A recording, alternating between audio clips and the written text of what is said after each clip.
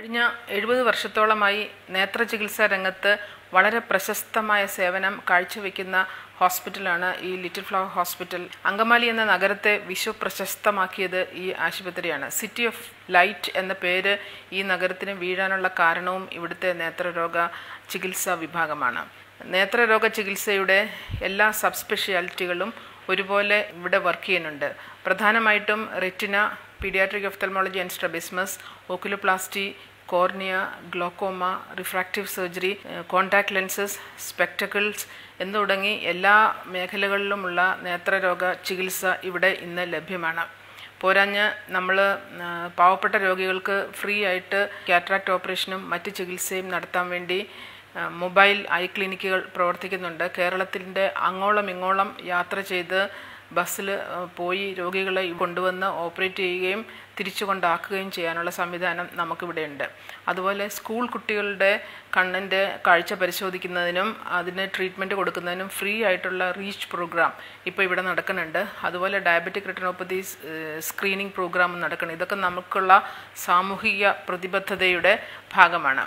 ഒരു ദിവസം 1000-ഓളം പേര് ഇവിടെ നേത്രരോഗത്തിന് ചികിത്സ തേടിയെത്തുന്നുണ്ട്. വളരെ പ്രശസ്തമായി ഇത് ഈ സ്ഥാപനം മുന്നോട്ട് കൊണ്ടുപോകാൻ സാധിക്കുന്നതിൽ ഇവിടെ പ്രവർത്തിക്കുന്ന എല്ലാവരോടും ഇതിൻ്റെ മാനേജ്മെൻറ്റിനോടും ബാക്കി ഇവിടെ വരുന്ന രോഗികളോടും ഞങ്ങൾക്കുള്ള കടപ്പാട് ഞങ്ങൾ അറിയിക്കുന്നു. കണ്ണ് ചൊറിച്ചിൽ അല്ലെങ്കിൽ ഐ റബ്ബിങ് നമ്മുടെ ഇവിടുത്തെ രോഗികൾക്ക് സാധാരണയായി കണ്ടുവരാറുള്ള ഒരു കോമൺ ആയിട്ടുള്ള സിംറ്റമാണ്. നമുക്ക് സാധാരണ ക്ഷീണം വരുമ്പോഴോ ഉറക്കം വരുമ്പോഴോ മിക്ക ആൾക്കാരും ഒന്ന് തിരുമാറുണ്ട്. പക്ഷേ സ്ഥിരമായിട്ട് കൂടുതലായിട്ട് കണ്ണ് തിരുമണത് കാര്യമായ അസുഖത്തിൻ്റെ ലക്ഷണമാണ്.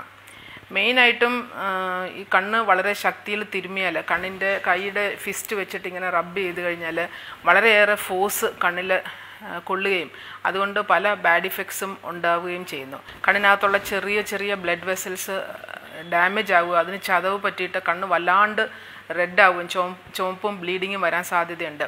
നമ്മൾ കണ്ണ് തിരുമാനുള്ള ഒരു ടെൻഡൻസി കാരണം അത് അസുഖം കുറയും എന്നുള്ള വിചാരത്തിലാണ് തിരുമണത്. പക്ഷെ തിരുമിയത് കൊണ്ട് ഇത് കൂടത്തേ ഉള്ളൂ. വീണ്ടും വീണ്ടും തിരുമാനുള്ള ഒരു ടെംപ്റ്റേഷൻ ഉണ്ടാവുകയും കൂടുതൽ കണ്ണ് തിരുമിയിട്ട് കൂടുതൽ കണ്ണ് ചുമക്കുകയും കണ്ണ് ആകെ നീര് വയ്ക്കുകയും കണ്ണിൻ്റെ പോളെ ഒക്കെ നീര് വെച്ച് വീർത്ത് വരാനാണ് സാധ്യത. അതുപോലെ തന്നെ എപ്പോഴും കണ്ണ് തിരുമണ ആൾക്കാർക്ക് കണ്ണിൻ്റെ കൃഷ്ണമണിയുടെ കനം കുറഞ്ഞിട്ട് കോർണിയൽ എക്ടേസിയ അല്ലെങ്കിൽ കെരട്ടോകോണസ് എന്ന് പറഞ്ഞ ഒരു അസുഖം, അത് വളരെ സീരിയസ് ആയിട്ടുള്ളൊരു പ്രോബ്ലമാണ്. ചെറിയ കുട്ടികളായിരിക്കുമ്പോൾ തന്നെ കണ്ണ് തിരുമുന്നവർക്ക് ഒരു 15-16 വയസ്സാകുമ്പോഴത്തേക്ക് കെരട്ടോകോണസ് അല്ലെങ്കിൽ കോർണിയൽ എക്ടേസിയ വരാനുള്ള സാധ്യത വളരെ കൂടുതലാണ്. അത് കാരണം കണ്ണ് തിരുമ്മൽ അല്ലെങ്കിൽ ഐ റബ്ബിങ് വളരെ നിസ്സാരമായിട്ട് നമ്മൾ എടുക്കരുത്.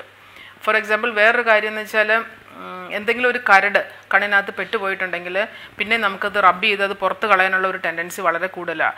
പക്ഷേ കണ്ണിനകത്തൊരു കരടും വെച്ചിട്ട് റബ്ബ് ചെയ്ത് കഴിഞ്ഞാൽ ആ കരട് കണ്ണിൻ്റെ കൃഷ്ണമണിയെയും കണ്ണിൻ്റെ വെള്ളപ്പാടേനും ഉരച്ചിലുണ്ടാക്കിയിട്ട് കൃഷ്ണമണിയുടെ തൊലി പോകാനും വീണ്ടും അത് പഴുപ്പുണ്ടാവാനും സാധ്യതയുണ്ട്. അത് കാരണം എന്തെങ്കിലും കരട് കണ്ണിൽ പോയാൽ വെള്ളം ഒഴിച്ച് കഴുകുക എന്നുള്ളതല്ലാണ്ട് കണ്ണ് റബ്ബ് ചെയ്യാൻ പാടില്ല.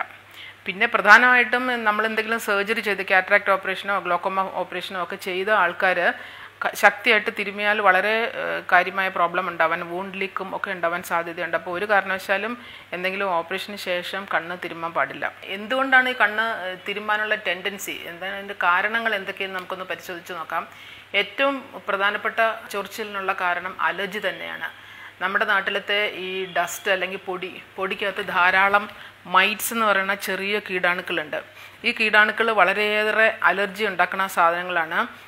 നമ്മുടെ റൂംസിനകത്ത് പഴയ ഷൂസ്, പൊടി പിടിച്ച സോക്സ്, പിന്നെ കേർട്ടൻസ്, ക്ലീൻ ചെയ്യാത്ത കേർട്ടൻസ്, കാർപ്പറ്റ്സ്, അങ്ങനത്തെ സാധനങ്ങളൊക്കെ വീടിനകത്തും, പിന്നെ പുറത്ത് കച്ചി, പിന്നെ പോളൻസ്, ചെടികളുടെയൊക്കെ പോളൻസ്, ഉണങ്ങിയ ഇലകൾ, ഇതെല്ലാം അലർജിക്കാണ്. വീടിനകത്ത് വാക്യൂം ചെയ്ത് ക്ലീനാക്കി വെക്കാനായിട്ട് അലർജി ഉള്ളവർ ശ്രദ്ധിക്കേണ്ടതാണ്. ഇത് പോരാഞ്ഞിട്ട് നമ്മൾ ഉപയോഗിക്കുന്ന കോസ്മെറ്റിക്സ്, ലിഡ് കോസ്മെറ്റിക്സ്, പിന്നെ സ്പ്രേ, അങ്ങനത്തെ സാധനങ്ങളും പിന്നെ ചില പ്രത്യേക മരുന്നുകൾ കഴിക്കുന്നത്, ഇതെല്ലാം അലർജി ഉണ്ടാക്കും. അലർജിയുടെ ഒരു കൂടിയ വകഭേദമാണ് ആസ്മയും തുമ്മലും ഒക്കെ. അതിൻ്റെ പോലെ തന്നെയാണ് കണ്ണിനകത്ത് അലർജിക് പ്രോബ്ലം ഉണ്ടാകുന്നത്. അലർജിക് കൺജങ്ക്റ്റിവൈറ്റിസ് ഉണ്ടാക്കും. VKC എന്ന് പറയുന്ന വേണൽ കെരട്ടോ കൺജങ്ക്റ്റിവൈറ്റിസ്. ഇത് രണ്ടും പ്രധാനപ്പെട്ട അലർജിക് ഡിസീസസ് ആണ്. ഇതൊക്കെ വരികയാണെങ്കിൽ അതിനുള്ള സ്പെസിഫിക് ആയിട്ടുള്ള ട്രീറ്റ്മെൻ്റ് ഉണ്ട്. മരുന്നുകൾ ഇഷ്ടംപോലെ കറക്റ്റായിട്ടുള്ള മരുന്നുകൾ ഇപ്പോൾ അവൈലബിൾ ആണ്. മാസ്റ്റ് സെൽ സ്റ്റെബിലൈസേഴ്സ്, പിന്നെ ആർട്ടിഫിഷ്യൽ ടീയേഴ്സ്, ഇങ്ങനത്തെ മരുന്നുകൾ സ്ഥിരമായിട്ട് ഉപയോഗിക്കുക. ആൻറ്റി അലർജിക് മെഡിസിൻസ് സ്ഥിരമായിട്ട് ഉപയോഗിക്കുക, ഡോക്ടറുടെ നിർദ്ദേശപ്രകാരം മാത്രം ഉപയോഗിക്കുക. അങ്ങനെയാണെങ്കിൽ ചൊറിച്ചിൽ വളരെ കുറഞ്ഞു നിൽക്കാൻ സാധ്യതയുണ്ട്. പിന്നെ വേറെ ചൊറിച്ചിലിനുള്ള വേറൊരു കാരണം ഡ്രൈ ഐ ആണ്. ഡ്രൈ ഐ എന്ന് പറഞ്ഞാൽ കണ്ണിനകത്ത് ആവശ്യത്തിന് ടിയർ ഫ്ലൂയിഡ് അല്ലെങ്കിൽ കണ്ണിനകത്തുള്ള കണ്ണുനീര് അതിൻ്റെ ക്വാളിറ്റി അല്ലെങ്കിൽ ക്വാണ്ടിറ്റി രണ്ടും മോശമാകുന്ന, ക്വാളിറ്റി ആവശ്യത്തിന് ടിയർ ഫ്ലൂയിഡ് ഇല്ലാണ്ടിരിക്കുകയോ അല്ലെങ്കിൽ ടിയർ ഫ്ലൂയിഡിൻ്റെ ക്വാളിറ്റി വളരെ മോശമാവുകയോ ചെയ്യുന്നതിനാണ് ഡ്രൈ ഐ എന്ന് പറയുന്നത്. ഡ്രൈ ഐ കൂടുതലും കുറച്ചുകൂടെ പ്രായമായ ആൾക്കാരില്ല കണ്ടുപിടിക്കണേ. ഡ്രൈ ഐ ഉള്ളവർക്കും ഇങ്ങനെ കണ്ണ് തിരുമാനുള്ള ടെൻഡൻസി ഭയങ്കര കൂടുതലാണ്. അവർക്ക് എന്താണെന്ന് അറിഞ്ഞൂടാ, ഭയങ്കര ഇറിറ്റേഷൻ കാരണം എപ്പോഴും കണ്ണ് തിരുമ്മിക്കൊണ്ടിരിക്കും. കണ്ണ് തിരുമ്മിക്കഴിഞ്ഞാൽ ഈ പ്രോബ്ലം കൂടത്തേ ഉള്ളൂ. ഡ്രൈ ഐ ഉള്ളവർ അതിനുള്ള മെഡിസിൻ ഇപ്പം നമുക്ക് ധാരാളമായിട്ടുണ്ട്. Artificial tears over the counter doctor prescription ഇല്ലാതെയും കിട്ടാറുണ്ട്. അങ്ങനത്തെ പല മെഡിസിൻസും ഉണ്ട്. അത് ഉപയോഗിച്ച് കൺട്രോൾ ചെയ്യുക ചെയ്യേണ്ടത്, കണ്ണ് തിരുമാൻ പാടില്ല. പിന്നെ ഇന്നത്തെ കാലത്ത് കൂടുതൽ mobile phones, laptop, other computer screens, TV ഇതിൻ്റെ എല്ലാം ഉപയോഗം കൂടുന്ന അനുസരിച്ച് നമ്മുടെ കണ്ണിൻ്റെ ടയർഡ്നെസ് കൂടുകയും കമ്പ്യൂട്ടർ വിഷൻ സിൻഡ്രോം എന്ന് പറഞ്ഞൊരു പ്രോബ്ലം ഉണ്ടാകും.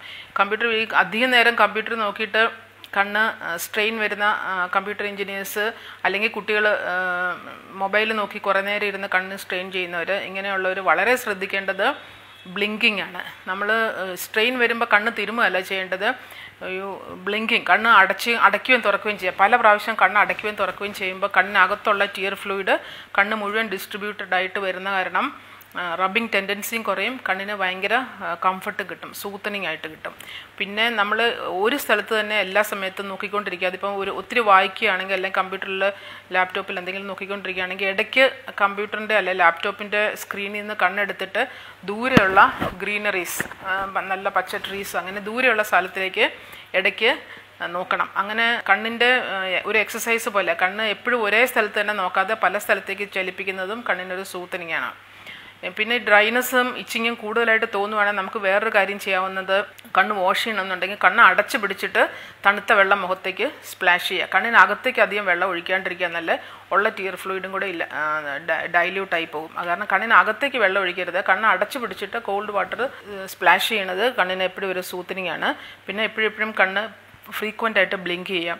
പിന്നെ കോൾഡ് സ്പോഞ്ച് കണ്ണിനകത്ത് വെക്കാൻ പറ്റും. എന്തെങ്കിലും ഒരു ചെറിയ തുണി പോലത്തെ സാധനം, ഒന്ന് തണുത്ത വെള്ളം എടുത്തിട്ട്, അല്ലെങ്കിൽ നമ്മുടെ നാട്ടിലെ ക്യുക്കുംബർ വെക്കാൻ പറയും, അങ്ങനത്തെ സാധനങ്ങൾ കണ്ണിൻ്റെ മുകളിൽ ഇങ്ങനെ വെച്ചാൽ കുറച്ചൊരു സൂത്തനിങ് ആയിട്ടുള്ള അത് കിട്ടും. മരുന്ന് കണ്ണിൽ ഒഴിക്കുമ്പോൾ ഒരു കാര്യം കുറേ മരുന്നുകൾ കണ്ണിനകത്ത് ഒഴിച്ചിട്ട് കാര്യമില്ല. തലയൊന്നിങ്ങനെ പൊക്കി വെച്ചിട്ട് ചിന്നപ്പായിട്ട് വെച്ചിട്ട് താഴത്തെ പൊള്ള ഇങ്ങനെ തുറന്ന് പിടിച്ചിട്ട് ഒരു ഡ്രോപ്പ് ഇങ്ങനെ ഇട്ടാൽ മതി. ഓരോ ഡ്രോപ്പ് ഓരോ കണ്ണിൽ അത്രയ്ക്കേ ആവശ്യമുള്ളൂ. 5-6 ഡ്രോപ്പ് വെച്ച് കണ്ണിനകത്ത് മരുന്ന് ഒഴിക്കേണ്ട ആവശ്യമില്ല. നല്ല മെഡിസിൻസ് ഇപ്പം അവൈലബിൾ ആണ്. പച്ചമരുന്നുകൾ ഉപയോഗിക്കാനായിട്ട് ഈ തുളസിയില, പനിനീറിൻ്റെ പൂവ്, അങ്ങനത്തെ സാധനങ്ങൾ ഉപയോഗിച്ചാൽ അതിന് ഗുണത്തേക്കാളേറെ ദോഷമാണ് ചെയ്യുന്നത്.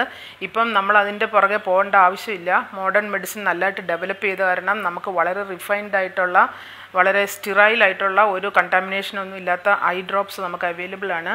അപ്പം ഈ ട്രഡീഷണൽ മെഡിസിൻ അല്ലെങ്കിൽ പനിനീറിൻ്റെ പൂവ് അങ്ങനത്തെ ഇതിലേക്ക് പോകുന്നതിൽ നല്ലത് ഡോക്ടറെ കണ്ട് കൃത്യമായി മരുന്ന് ഉപയോഗിക്കുക എന്നുള്ളതാണ്.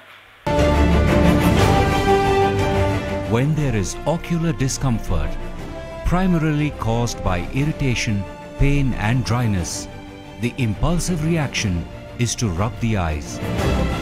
Rubbing affects the eye depending on the intensity of ocular friction, frequency, age and status of underlying cornea.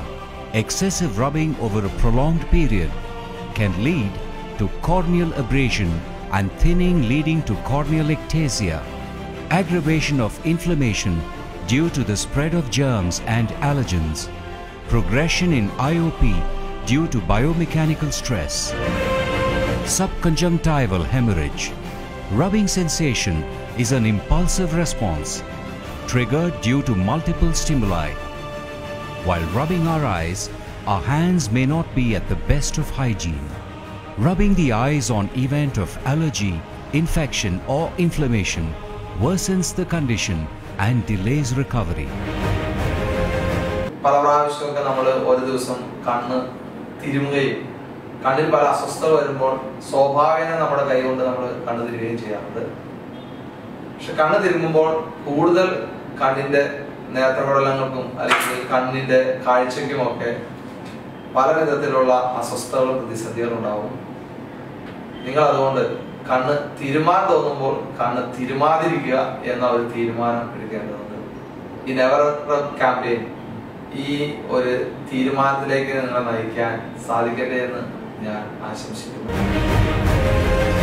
It is observed that advice to avoid rubbing may not eliminate the behavior. A habit reversal program is indicated along with a tear substitute for positive effects.